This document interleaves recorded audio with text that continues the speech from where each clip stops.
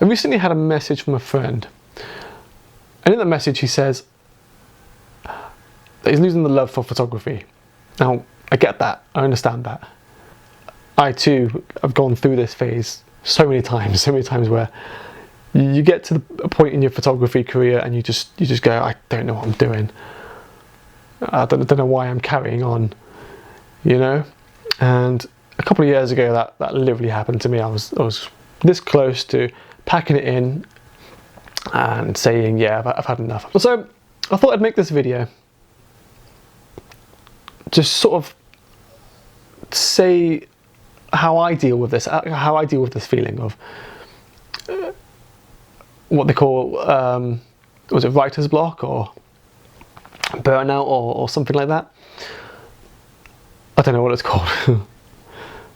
I had one last shoot to do, and I thought I'll just do this one, and I'll pack it in. I won't look back. It just so happened that I was in touch with the sort of subject for the day. She was a dancer. She's an actress. She's a dancer and a model. And I was interested in doing the dance thing. So she did ballet, and I said, I've always wanted to try ballet. Let's just give that a go. I had no idea what I was doing, and you can. I think it shows that I wasn't too experienced with dance photography at the time, but I got better. So I took this photo. This was towards the end of the shoot. I think it was about a 3-hour shoot. We've done all the basic stuff. We've gone through the shot list, and I said, well, let's just get a bit creative. We've got some time. And I was stood on a stool, snapping away, and she just kind of looked up at me when I was taking this picture. And even in the back of the camera, I thought, oh yeah, that's really good. I've got something good here.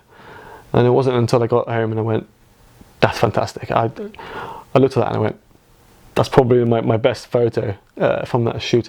And you know what? To this day, I think it's my best photo that I've taken in my whole photography career. Now, as you might have guessed, I haven't packed in photography. I haven't given it in just yet. And I think it was because I was ready to give in, because I was ready to pack it in. I went into that shoot with no real expectations of myself. And I think because I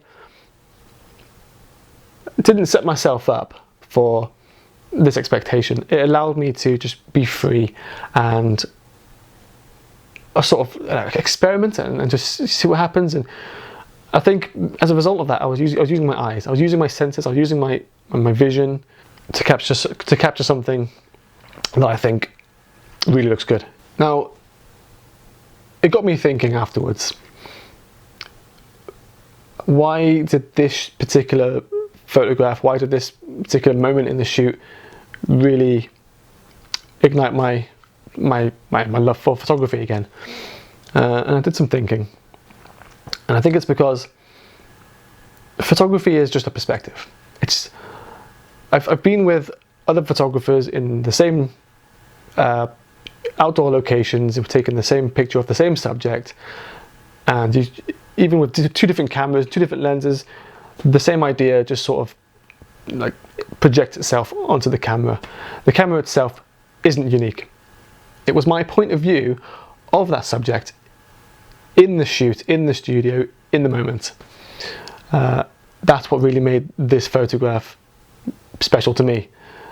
And it doesn't have to be special to anybody else. It only has to be special to me. And if it works for me, it would look great for somebody else. So that's my advice to you. If you're struggling creatively with photography or art, story writing, you know, anything, it's to drop that expectation that you're going to go in with a point of view that you've already pre-imagined, predetermined, and it's more like, okay, well, what's your point of view of your subject? You'll have a much easier time telling your story and creating your art in the way that you see fit, not in the same way that everyone else sees fit. I hope that makes sense.